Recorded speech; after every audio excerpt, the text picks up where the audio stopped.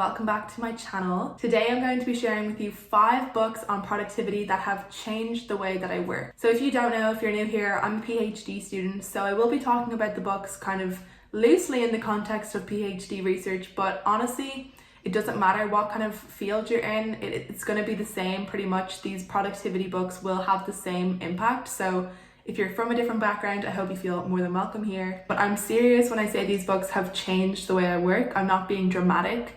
And I picked ones that are each and every one gives a different benefit. So I hope that you will stick around to hear all of them, because it's not like I've picked 5 books on productivity that all say the same thing, which can be the case with a lot of different books. This list isn't, the entire list of all the books ever. If you want to share some of your recommendations in the comments below, I would love to hear them. But as I mentioned, I did try to kind of pick ones that individually give you something a bit different that will help with productivity. I'm going to have them linked down below through Amazon, but also I read 4 out of 5 of them using Audible, so I'll have a link for that down below as well if you want to do a free trial. Both of those are affiliate links, which means that if you choose to use one of those links at no extra cost to you, there will be a small commission for me. So just to disclaim that, if you want to support my channel in some way, then that is a way to do it without costing you anything extra. So I'll have them all linked down below, and as I said, I really do highly recommend all of them, and some of them I have made dedicated videos on in the past, but if you would like to see more of that kind of content, be sure to give this video a thumbs up and subscribe to see more. The first book that I wanted to talk about is The 80-20 Rule by Richard Koch. Don't know his actual surname, how to pronounce it, but basically it's the Pareto principle. You might have heard of this before. It's the idea that 20% of the input leads to 80% of the output, and one of the most traditional ways people would have heard of this is knowing that 20% of the people control 80% of the wealth. But this principle can be applied to so many different areas, and one of the main ones is in your work. 20% of the things that you do will lead to 80% of the success that you have or the achievements you make in your career. So for me as a student, I know that there are tons and tons of activities that you can do that don't necessarily lead to any large outcome, whereas there's a small number of things such as writing papers, doing research, that actually lead to most of the success in my PhD. By identifying that 20%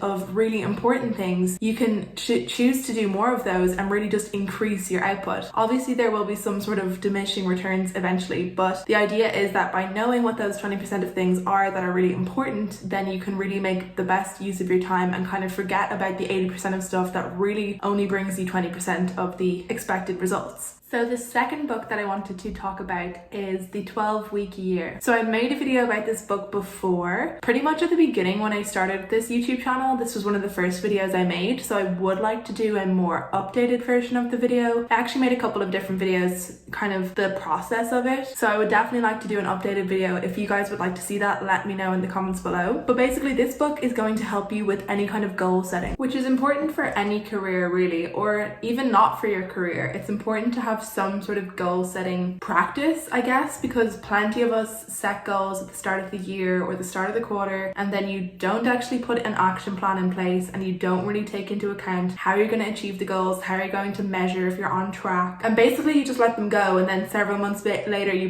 look back and think, oh yeah, I definitely did have that goal, but I didn't do anything about it. So basically this book teaches you how to get a lot more in a shorter period. So I think the premise of the book is get more done in 12 weeks than most people get in 12 months. So basically it helps you put together a plan for a couple of goals, like the main steps that you need to take in order to achieve those goals, and how to measure whether you're on track for those goals. And I really recommend this book. It's helped me set such good goals this year and actually stay on track with them, and has made me be as successful as I wanted to with regards to my PhD, my YouTube channel, and my health and fitness. So really highly recommend this book. Couldn't recommend it more. I think it's such a good way to learn to set goals properly and not just be setting goals and never returning to them and never achieving them. The third book that has totally transformed the way I work is Deep Work by Cal Newport. That might be one you've heard of before, either on my channel or elsewhere. Again, I have a video on it, but I would like to make an updated one, so if you would like to see that again, let me know in the comments below. But Deep Work is one of the best books I've ever read. It really just transformed my way that I think about work, because I think it's very easy for people people to keep themselves busy and give them a ton of busy work, what they refer to in the book as shallow work, which is things like emails and meetings and all of these things that don't actually get anything done, like don't actually achieve anything in terms of creating the valuable product or service or actually getting your research done. You know, they don't create that important thing that you need to do, but it's possible to keep yourself busy all the time and seem like you're doing a ton when you're actually not achieving anything. So the book really kind of focuses on learning the difference between deep work, which can be studying, writing, problem solving, all of the things that we would do in research, whereas shallow work is all of the other stuff that really just takes up your time and doesn't actually achieve much. Start to prioritize the deep work that's going to actually achieve the outcome that you're looking for in your job. So for PhD students, it'll be creating research or writing your thesis. It's those tasks that are really important. So like these things all come together in a sense because you've got the 80-20 rule telling us those are the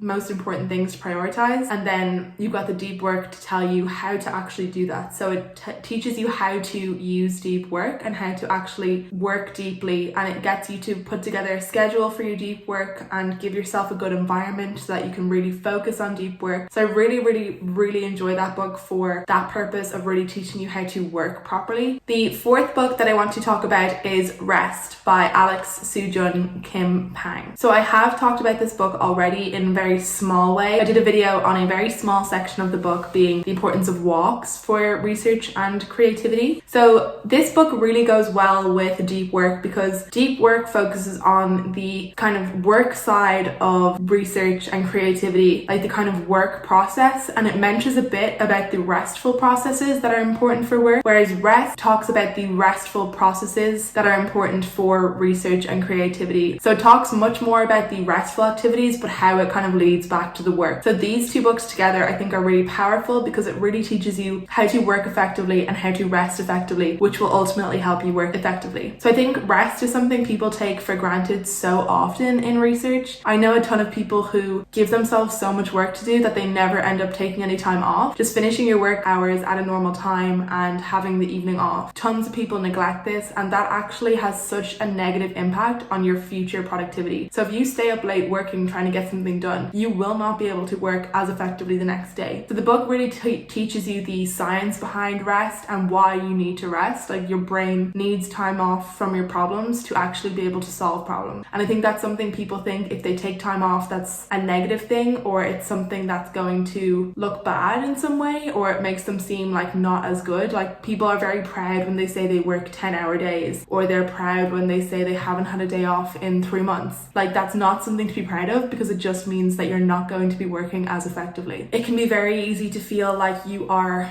needing to get everything done, but at the same time the rest that you need to get that work done is so important, and it should be something that you prioritize and fit into your schedule. So yes, as I mentioned, I have done a video on walks, which is just a small aspect of the book. So again, if you would like to see videos about the other aspects, let me know in the comments below. The last book that I want to talk about is specifically for women. So unfortunately for the male viewers out there, it's not going to necessarily help you with your productivity, but if you have a special someone in your life, or if there's any woman that you want to understand more, then you might want to read this book anyways. So this book is called In the Flow by Alyssa Vitti. Again, I just don't know if I'm saying any of these surnames right, so apologies Alyssa if I'm not, or even your first name, who knows. But basically this book teaches you how to use the infradian rhythm, which is the 28-day-ish cycle of your hormones, and you're able to use this to your advantage in terms of productivity. I'm not being in any way dramatic when I say this book has changed my life, completely changed how I do things and how I see things because of reading it. In the book you'll learn how the 28-day cycle or the hormonal cycle affects pretty much every aspect of your life, and you learn how to utilize the different stages of the cycle to your full advantage in terms of health, fitness, relationships, everything like that. But there is also a section on productivity, and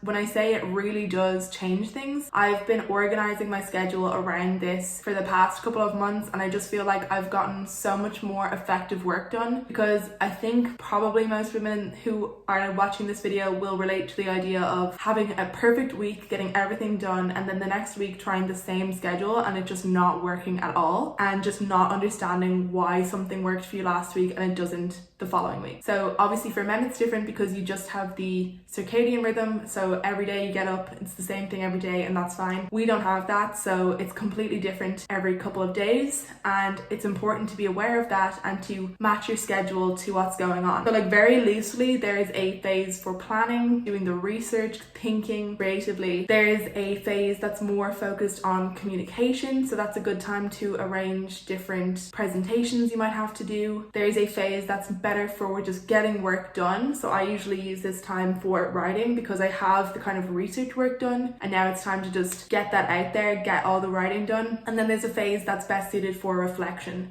So that's a really good thing to do at the end of a project, to look back at everything and think, you know, what could I have done differently? Or, you know, it's a good time to write up conclusions or discussions, I guess. That's a good time for that as well. But it's definitely just been so good to arrange my schedule around this. I really think it has changed how I work and has really helped me to work a lot better. That's it for all of the books. Again, as I said, these are not the whole list, but I did try to pick ones that are very different from each other and that really give you something different, because a lot of the books you could get 20 odd books and like 5 of them say the exact same thing. So these ones I think are all different. They all have their own benefits, so I really do highly recommend each and every one. If you're going to be picking up one of the books that I mentioned, let me know. I would love to hear that you are going to read them, and I would love to hear your thoughts on them if you do end up reading them. Thank you so much for watching, and I will see you in the next video.